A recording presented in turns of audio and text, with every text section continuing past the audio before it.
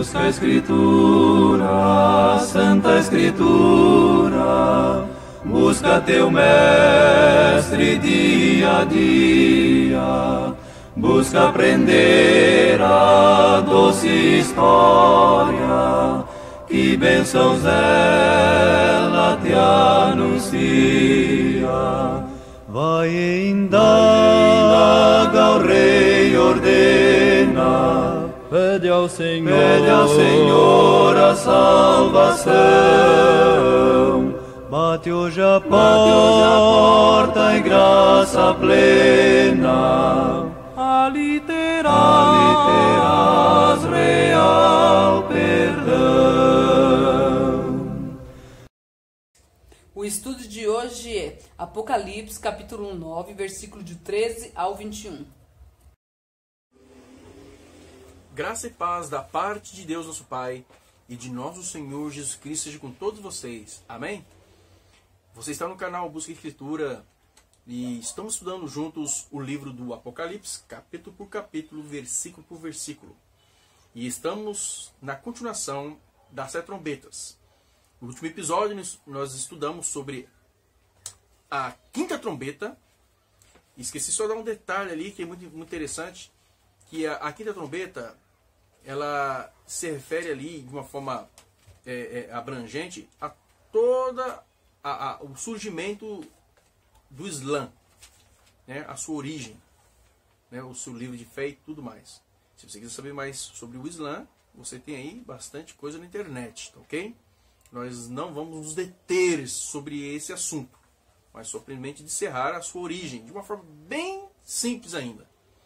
Tem muito mais assunto. Se eu fosse lançar a mão de todos os estudos aqui, os detalhes de datas e tudo, não haveria internet que livraria tanto assunto, tá ok? Sobre a 5ª trombeta, de uma forma bem direta, ela remete de uma forma direta sobre aqueles 5 meses de tormento, né? Que foram aí os 150 anos em que os muçulmanos árabes, ou árabes muçulmanos, porque nem todo árabe é muçulmano, tá? Como também nem todo brasileiro é católico, ou evangélico, ou protestante, não é verdade?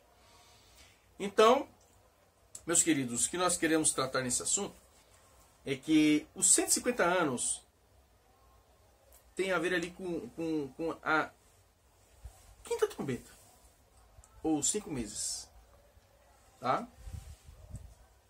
Hoje nós estudaremos sobre o fim desses 150 anos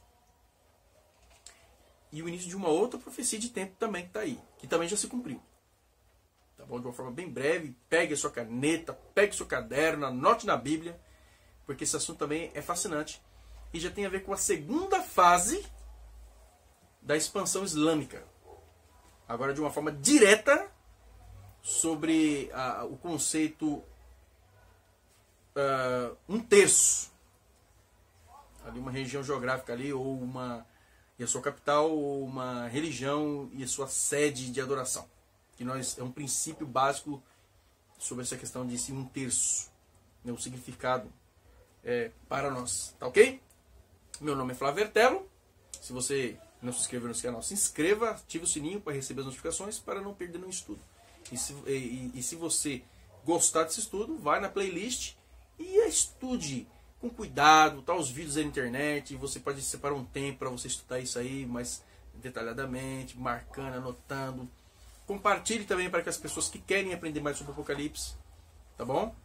Estou fazendo de tudo para que esse estudo não seja um estudo cansativo, né? Estou buscando não usar de ilustrações. Eu tenho aqui ilustrações aqui, ó, nessa pasta aqui, mas é para fazer com que nós também possamos trabalhar mais a mente, o cérebro. E se você quiser imagens para de repente ver como que foi isso, aí tem na internet, aí no Google Imagens, com certeza você encontrará ilustrações que te ajudarão também no entendimento de tais assuntos. Tá ok? Então, sem mais delongas, vamos para a 6ª trombeta. Versículo 13. E tocou o 6º anjo a trombeta. E ouvi uma voz que vinha das 4 pontas do altar de ouro que estava diante de Deus. Então João, é bem claro, ele ouviu o som da trombeta e ele ouviu uma voz das 4 pontas do altar de ouro que estava diante de Deus. Obviamente que ele estava na ilha de Patmos. E obviamente que não é uma referência ao o templo de Jerusalém, né?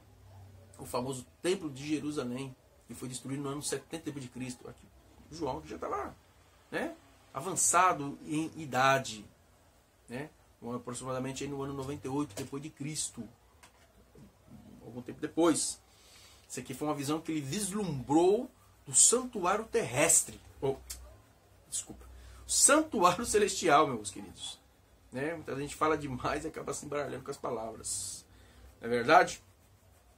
E ele viu no santuário celestial, ali no primeiro compartimento do santuário celestial, ele viu o altar de ouro, que é o altar que no santuário terrestre equivalia ao altar de incenso, onde ali Arão oferecia incenso.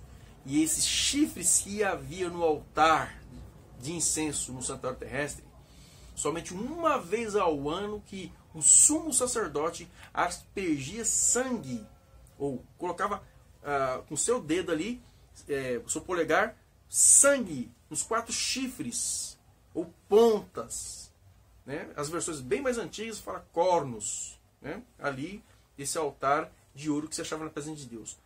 Tem ali, perto da cortina que separa o santo do santíssimo. Então, João, ele viu ali, né, esse altar de ouro que se acha de Deus, e diz mais, que ele ouviu que de lá, desses 4 chifres, né, ele pôde ouvir como se fossem umas caixinhas de som ali, né, isso é uma força de expressão que estou usando com vocês.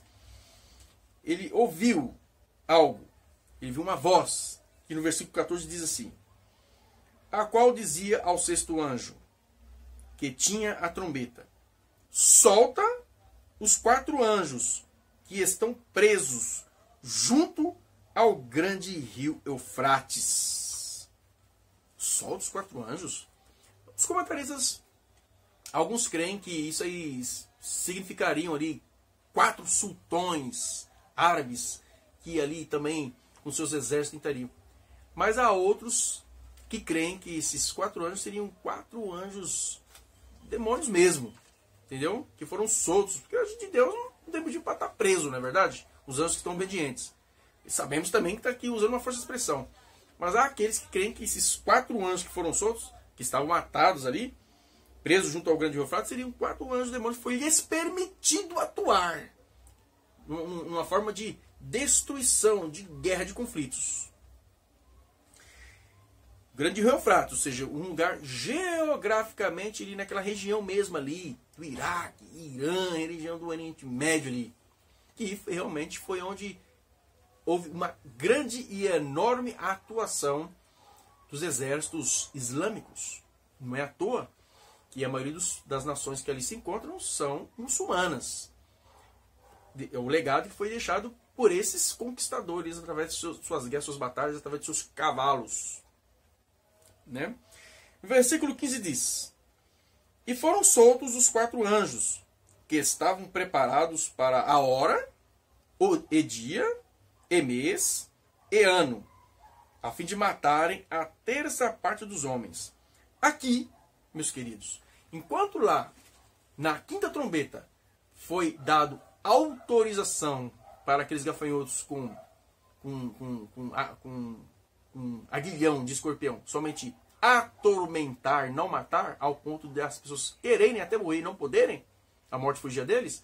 Já aqui nessas trombetas, né, esses 4 anjos que foram soltos junto ao rio Eufrates, eles já foram dados autorização para matar mesmo, guerra, conflito, degolar, destruir. Tá ok? A 1/3 dos homens. Já aprendemos no princípio que uma 1/3 no conceito profético representa aí um lugar geográfico e a sua capital, ou uma religião predominante e a sua capital de adoração. Então, historicamente, enquanto naquele trombeta é uma referência clara a tentativas, né, de se dominarem a capital do Império Bizantino ou Império Romano Oriental, e ao mesmo tempo ali estava a sede da religião Igreja Católica Ortodoxa Grega, e foi 150 anos ali de tortura, já aqui houve realmente esse domínio, já não mais pelos exércitos árabes muçulmanos, mas aqui quem obteve essa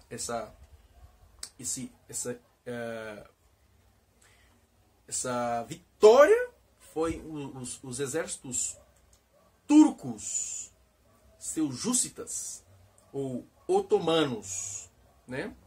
Que eram também muçulmanos, tá bom? Os turcos seljúcidas, eles surgiram nas pradarias do sul da Rússia, tá? E saíram ali, eram guerreiros, eram vamos assim dizer, bárbaros mesmo, né? Desceram ali, chegaram até o Irã, ali se converteram ao islamismo, na região do Irã, antiga Pérsia, por causa da Pérsia, né?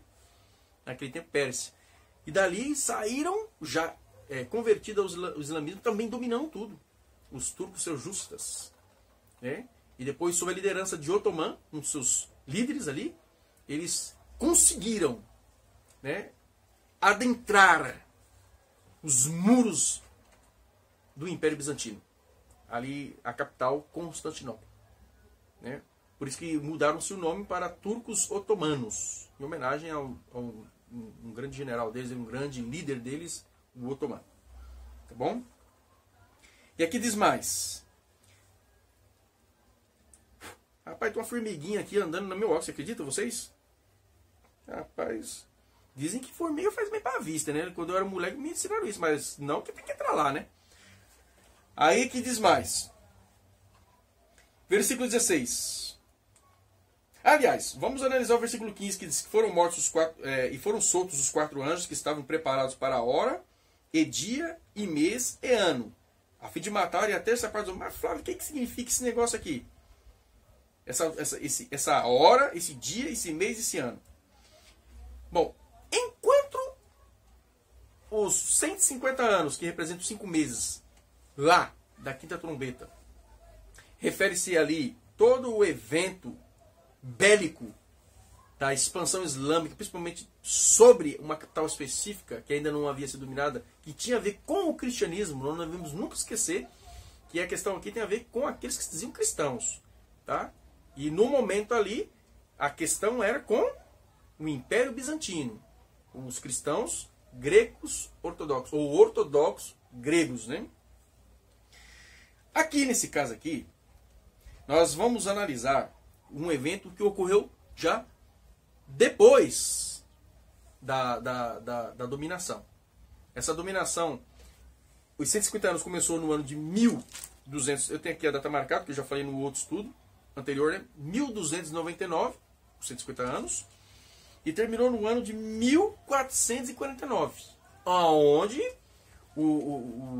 os turcos conseguiram dominar o Império Bizantino, derrubaram todo aquele poderio que havia ali, todo aquele império, mudando agora o nome da sua capital, Constantinopla, agora para Istambul, né? E ali onde era todo o império, tornou-se a Turquia, por causa dos povos que ali o dominaram, povo muçulmano, né? E esse conceito hora, dia, mês e ano, devemos fazer um cálculo aqui, que nós estamos tratando novamente de calendário profético. Uma hora, eu já vou logo incentivar vocês a estudarem, calcular, eu não vou dar prontinho não, tá? Aqui representa 391 anos e 15 dias. Tá? Vocês podem estudar aí, vocês vão descobrir. É 391 anos e 15 dias. Que começou na dominação de Constantinopla pelos muçulmanos, que começou no ano de 1449 Aí você calcula aí, você vai ver que ano que vai chegar. Vai chegar no ano de 1840. E o que houve no final do ano de 1840? Nós vamos chegar lá, tá bom? Porque aqui, nesse caso, nessa profecia, meus amados, nós estamos falando já da conquista completa de Constantinopla, o grande império otomano, aí já não era mais bizantino, agora se tornou otomano, foi dominado agora pelos muçulmanos ali, já não havia lugar para os cristianismos, no lugar das igrejas estabeleceram-se mesquitas, e estão lá até hoje, né, a grande influência na Ásia, porque a Turquia ela é Euroásia, né?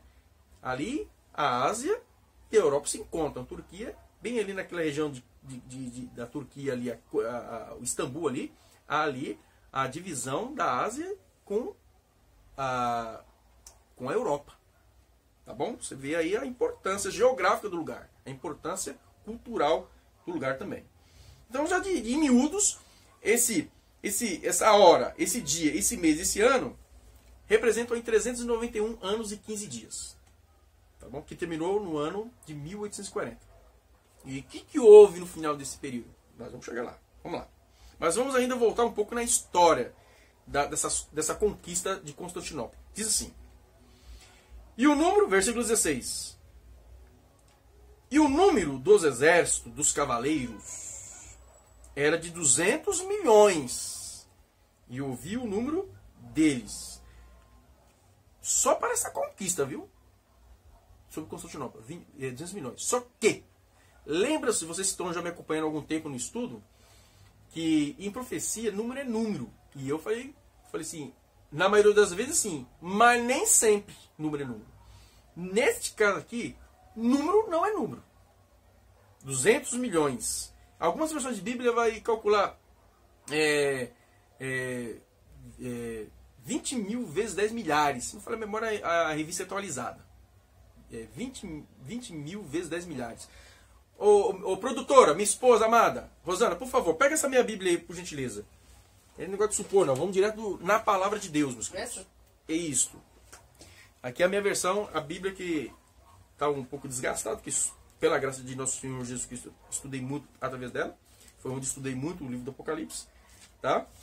E vamos ver aqui o que diz aqui. Na versão corrigida ali já fala 200 milhões mesmo. Mas eu creio que alguns de vocês estão estudando outras versões. Mas só para a gente tirar as dúvidas, diz assim. Aqui diz assim. Versículo 16. O número dos exércitos da cavalaria era de 20 mil vezes 10 milhares. E ouviu-se o número. É isso aí. Tá bom? E historicamente não há registro de um tamanho exército que for usado para subjugar Constantinopla de 200 milhões. Nunca na história do mundo houve tal exército.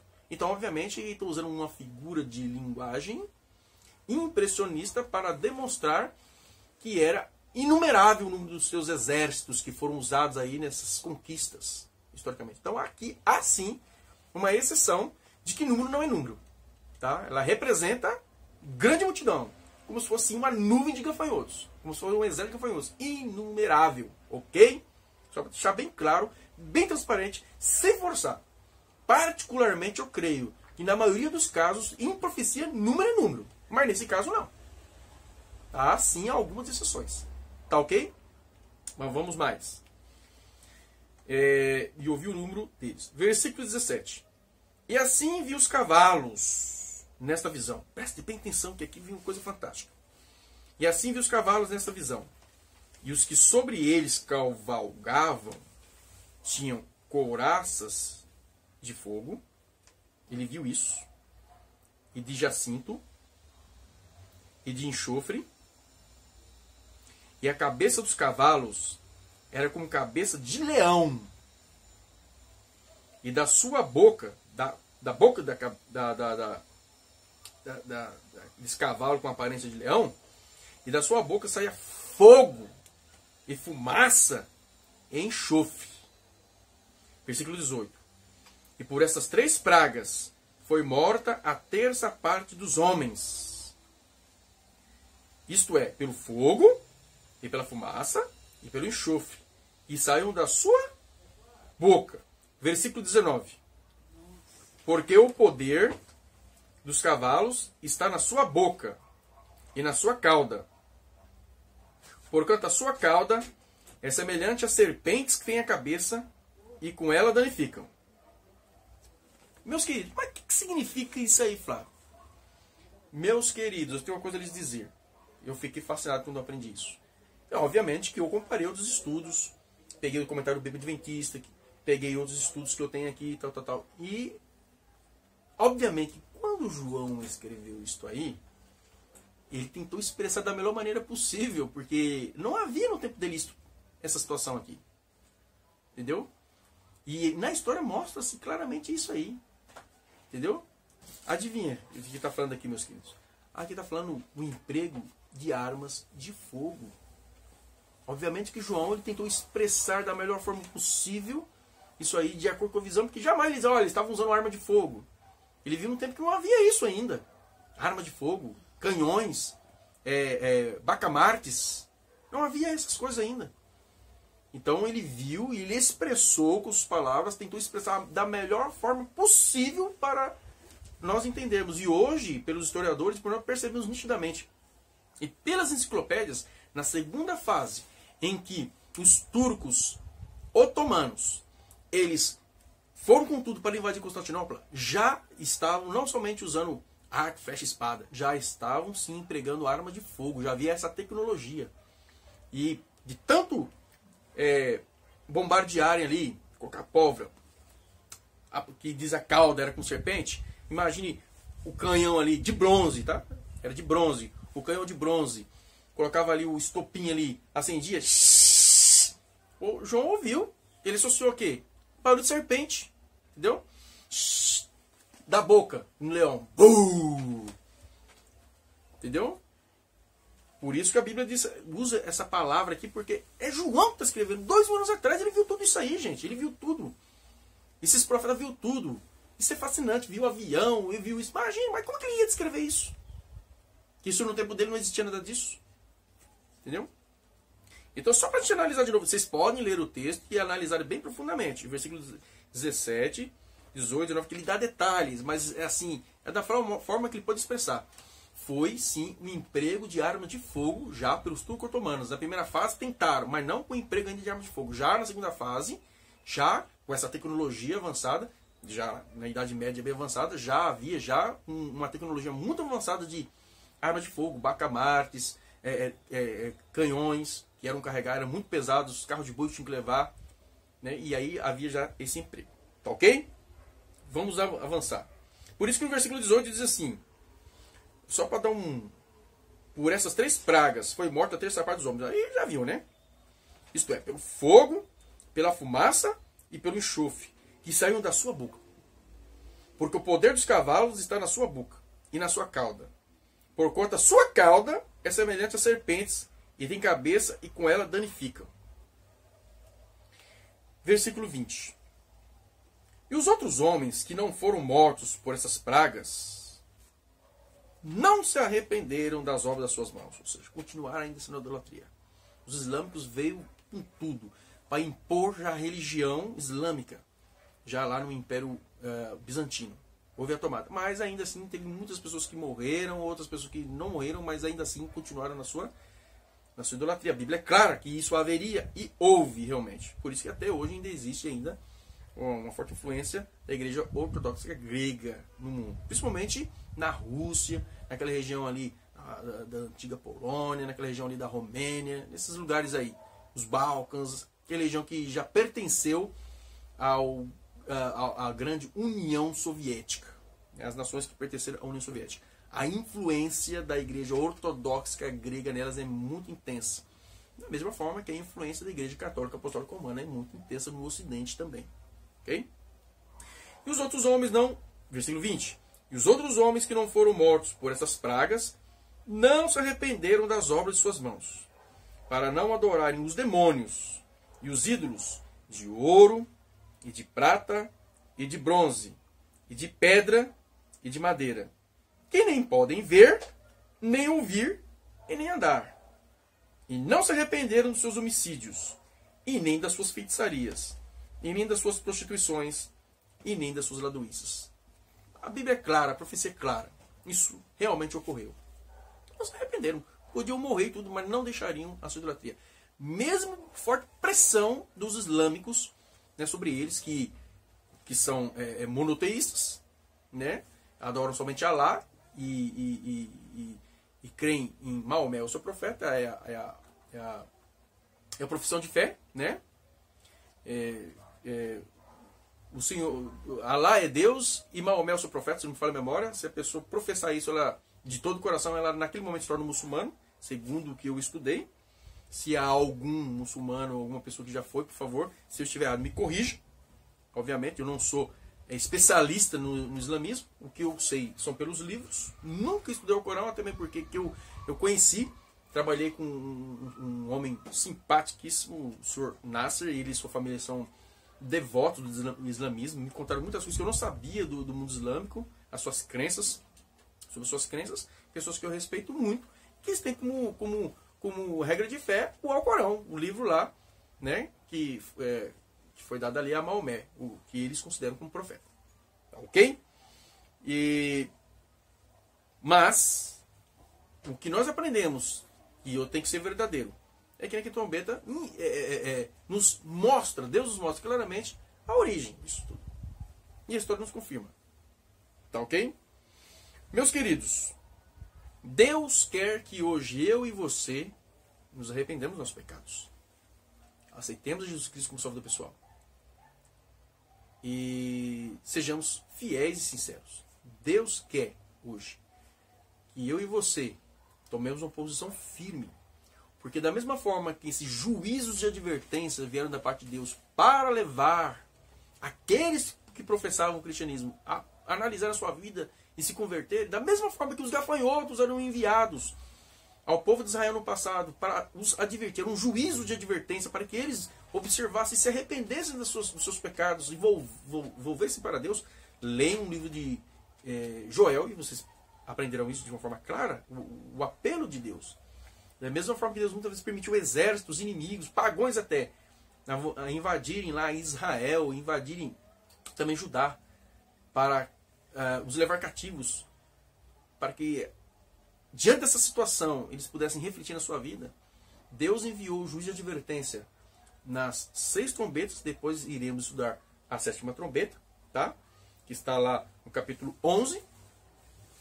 Deus enviou juízos de advertência para que o povo percebesse as circunstâncias e se arrependesse dos seus pecados e se volvesse para o Deus vivo. E a história nos confirma que isso ocorreu, né? Os islâmicos surgiram e foram levados por causa realmente daqueles que se diziam cristãos e que na verdade estavam a macular o nome de Jesus e deixarem muitas pessoas em trevas e perseguirem os fiéis de Deus, o remanescente. Que você, meu querido, minha querida, não leve a vida cristã na brincadeira. Leve a sério. Porque nós vamos chegar lá. A perseguição, as fogueiras da perseguição se reacenderão. E se nós formos fiéis, mesmo que possamos ser mortos ou torturados, vamos permanecer firmes. Mas se levarmos o cristianismo de brincadeira agora, rejeitando as advertências de Deus, podemos, diante de uma situação dessa, morrermos até perdidos. Deus não quer isso para mim e para você. Que Deus abençoe a sua família. Estarei orando por você. E no próximo estudo nós entraremos sobre o capítulo 10, que ainda é a continuação da 6ª trombeta. A 6ª trombeta faz o capítulo 10 e o capítulo 11. Metade dele também ainda sobre a 6ª trombeta. Ok? É o meu sincero desejo e oração nesta noite por mim e por você. Amém.